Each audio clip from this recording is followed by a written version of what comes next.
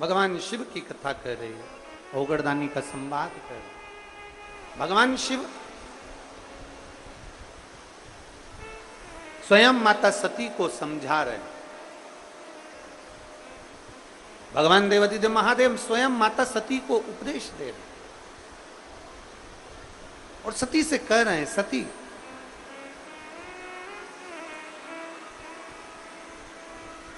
जो मेरा हो गया सती, एक बार मेरे धाम तक पहुंच जाए, एक बार मेरे शिवालय तक पहुंच जाए, एक बार मेरे दरवाजे तक पहुंचने वाला फिर मृत्यु लोक में बार बार जन्म नहीं लेता, पुनरपि जननम पुनरपि मरणम के प्रपंच से दूर हो जाए। जन्म और मृत्यु के प्रपंच से वो दूर हो जाता है। बस केवल एक भरोसे के साथ, एक विश्वास के साथ भगवान शंकर की विरल भक्ति को धारण करें। शिव महापुराण की कथा कहती है, भगवान शंकर का संवाद कहता है कि कई बार ऐसी स्थिति आ जाती है कि जब हम भगवत भजन करते जाएं, भगवत नाम लेते जाएं, तो ऐसा भी समय आता है कि जीव को लगता है कि भगवान हमारी नहीं सुन रहा। पर शिव महापुराण की कथा कहती है कि जब हम एकाग्र चित्त से, एक आस लगाकर, एक विश्वास के साथ, एक भरोसे के साथ, एक दृढ़ता के साथ जब भगवान की रस तत्व को धारण करते हैं, भगवान शिव को हम आराधना करते हैं, तो शिव उसे स्वीकार जरूर। और मैंने तेरे ही भरोसे बाबा, तेरे ही भरोसे हवा बिच उड़ती जवानी बाबा, डोर तो छड़ी ना में कटी भोले में तेरी शंभु में तेरी।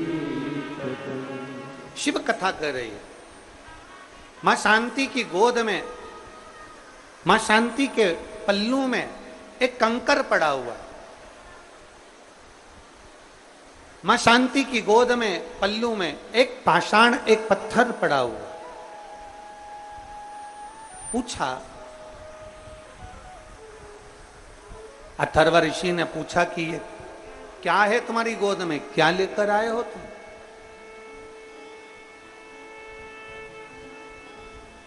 ये तुम्हारी गोद में है क्या, क्या लेकर आए हो तुम, क्या लाए हो? मां उसी समय पर कहती है, स्वामी ये मेरी गोद में जो पाषाण है, मेरी गोद में जो पत्थर है, जो कंकर है, मैं आ रही थी और आते आते मेरे सिर पर लकड़ी का गट्ठा रखा हुआ था, क्योंकि संविदा लेने के लिए मैं गई थी। संविदा लेने के लिए गई थी और आते आते बीच में मुझे ठोकर लग गई। उस ठोकर ने, जो पत्थर से मुझे ठोकर लगी थी, उस पत्थर को, उस कंकर को मैंने जब देखा तो उसमें मुझे शिव तत्व नजर आया, मुझे शंकर नजर आया। मन सत्संग जा, मुझे सूझा नहीं। उस कंकर में, उस पत्थर में मुझे भगवान शंकर का प्रतिबिंब नजर आ रहा था। शिव दिख रहे थे मुझे, शंकर नजर आ रहे थे मुझे। उस कंकर में, उस पत्थर में, उस पाषाण में मुझे शंकर का दर्शन हो रहा था। इसलिए मैं इस पाषाण को, इस कंकर को, इस पत्थर को मैं लेकर आ गया।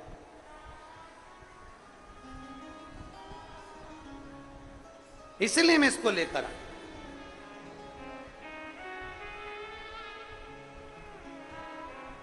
मैं इस पाषाण को लेकर आ गई हूं। अथर्वा बाबा ने कहा, जरा दिखाओ कहां है वो पाषाण, जरा दिखाइए। वो कंकर कहां है, वो पत्थर कहां है, जरा दिखाओ हमको। अब देखिए, बहुत सावधानी से कथा का स्मरण करिएगा। गुरु महादेव शिव महापुराण की कथा चल रही है, बहुत सावधानी से सुनिएगा, ध्यान दीजिएगा इस पर। आपको तो कंकर में शंकर दिख रहा है, पर कोई तुमसे कहे कि कहां दिख रहा है, जरा मुझे बताओ, कहां दिख रहा है कंकर में शंकर, जरा मुझे दिखाओ। और कोई तुमसे कहे तो आपसे निवेदन है कि आप किसी को कंकर में शंकर दिखाने का प्रयास मत करना। आपके लिए महादेव कंकर में शंकर बनकर आ जाता है, दूसरों के लिए नहीं आ सकता।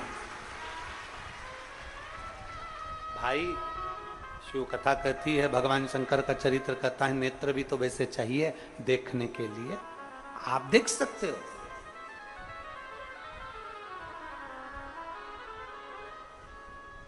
एक निवेदन, जिन लोगों को गीला है तो आप लोगों से निवेदन है, उधर के पंडाल में सूखा है, आप लोग उधर जाकर बैठते जाएं।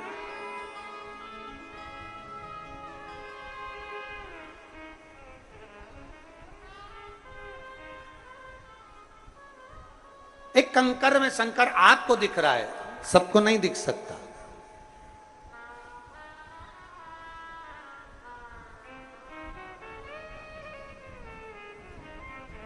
आप में से कई माताएं ऐसी हैं और कई भाई ऐसे बैठे हुए हैं, कई जीजियां मेरी, कई जीजा ऐसे बैठे हुए हैं कि वो जब शिव जी का पूजन करने के लिए मंदिर में लोटा भर के जल चढ़ाने के लिए जाते हैं, भगवान शंकर के मंदिर में जब वो पहुंचते हैं और शिव जी को एक लोटा जल चढ़ाने के लिए जब जाते हैं, तो कई बार जल चढ़ाते चढ़ाते भी उनको शंकर का प्रतिबिंब नजर आता।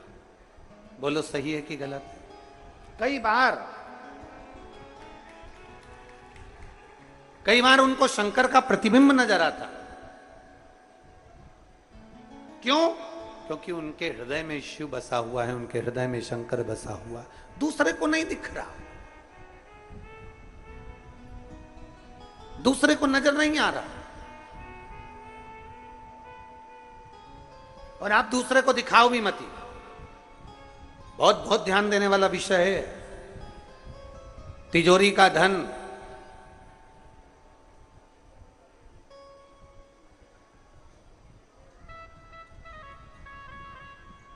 तिजोरी का धन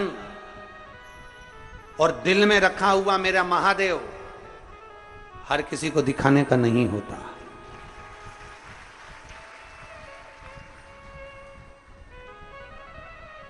तिजोरी का धन हर किसी को दिखाने का नहीं होता और दिल में बैठा हुआ महादेव हर किसी को दिखाने का नहीं होता। कई लोग हमसे भी प्रश्न करते हैं, कई लोग हमारे पास भी आते हैं, हमसे भी कहते हैं, कई प्रश्न उनके हमारे भी सम्मुख में लाकर कह देते हैं।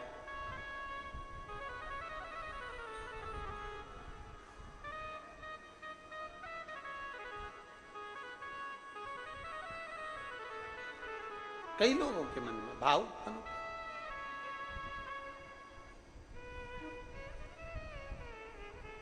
तिजोरी का धन भी नहीं दिखाया जाता और अपने दिल में बसा हुआ जम के बोलो महादेव भी नहीं दिखाया जाता, वो भी नहीं दिखा सकता। ये अपने अपने भाव हैं, अपने अपने मन का भाव होता है। आधी रात को अगर कुत्ता रोए तुम्हारे घर के बाहर, आधी रात को कुत्ता रो रहा है तुम्हारे घर के बाहर रोड पर, तो लोग क्या कहते हैं? अब सकून हो रहा है। बोलो बोलो सही है कि गलत?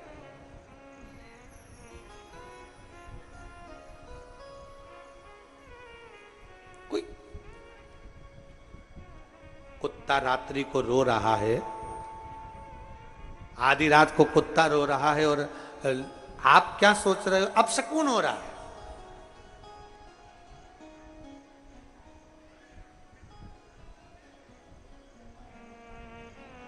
पर शिव महापुराण की कथा कहती है, मेरे शंकर जी का एक नाम पशुपति नाथ है। जितना अधिकार शंकर जी पर तुम्हारा है, उतना अधिकार एक पशु का भी शंकर जी पर उतना की उतना है। जितना अधिकार तुम्हारा है, उतना अधिकार मेरे पशु पक्षी जीव जलचर थलचर वायुचर जितने भी पशु पक्षी हैं, सबका अधिकार उतना की उतना है। आपको लग रहा है कि कुत्ता रात को रो रहा है तो ऐसा लग रहा है कि कुत्ता रो रहा है, अपशगुन हो रहा है, पर शिव पुराण कहती है ऐसा नहीं कि हर कुत्ता रो रहा है तो अपशगुन हो। कोई कोई कुत्ता रात को इसलिए भी रो सकता है कि भूखा हो सकता है, रात को इसलिए भी रो सकता है कि उसको ठंड लग रही हो, रात को इसलिए भी रो सकता है कि पानी में गीला हो रहा होगा, रात को इसलिए भी रो सकता है कि कोई गाड़ी वाला उसको चोट पहुंचा कर चले गया होगा। हर एक कुत्ता रो रहा है, आधी रात को रो रहा है, और तुम भ्रम में जिंदगी जी रहे हो और तुम्हें लग रहा है कि अपशगुन हो रहा है।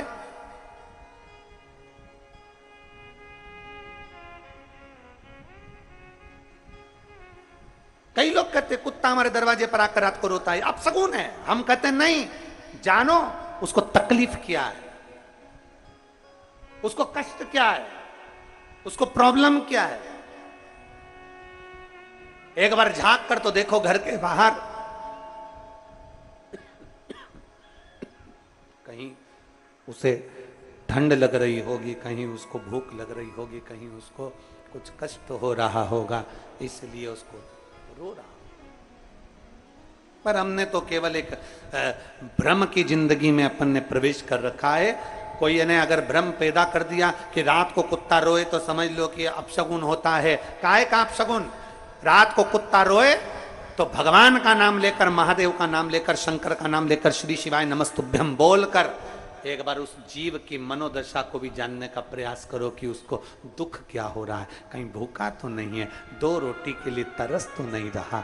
हो सकता है इससे कोई हमारा पुराना संबंध होगा, इसलिए हमारे दरवाजे पर आकर रो रहा है। क्योंकि अपनों के गले लगकर ही तो रोया जाता है, किसी पराये की छाती पर क्यों कोई रोएगा? उसको पशुपति नाथ कहते हैं।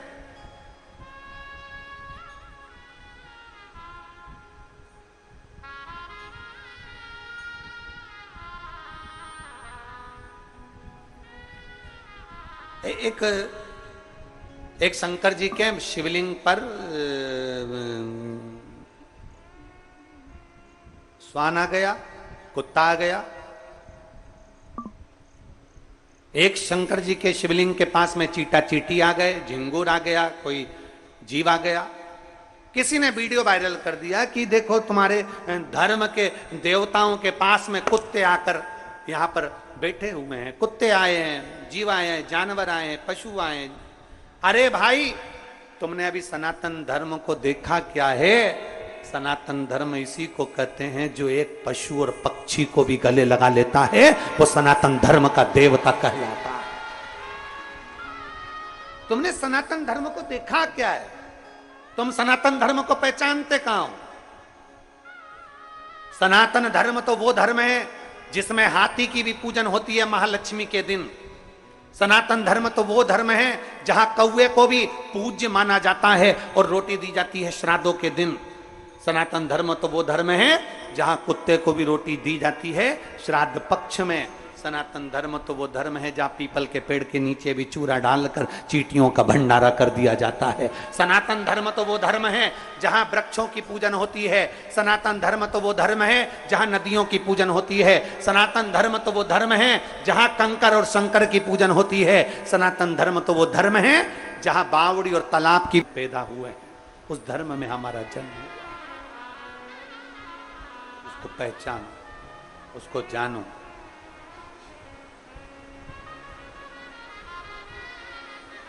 शांति, तुम क्या लेकर आई हो? शांति, तुम क्या लाई हो? शांति ने कहा, मेरे पल्लू में जिस पत्थर से मुझे ठोकर लगी उस पत्थर को मैं ले।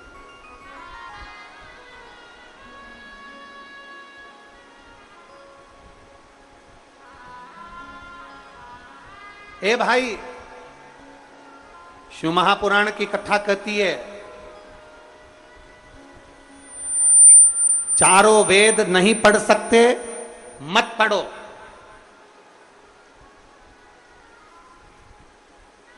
चारों वेदों का ज्ञान नहीं ले सकते मत लो। चार वेद नहीं पढ़ सकते मत पढ़ो। चार वेदों का ज्ञान नहीं ले सकते मत लो। पर चार चीजें अपनी जिंदगी में धारण कर लो।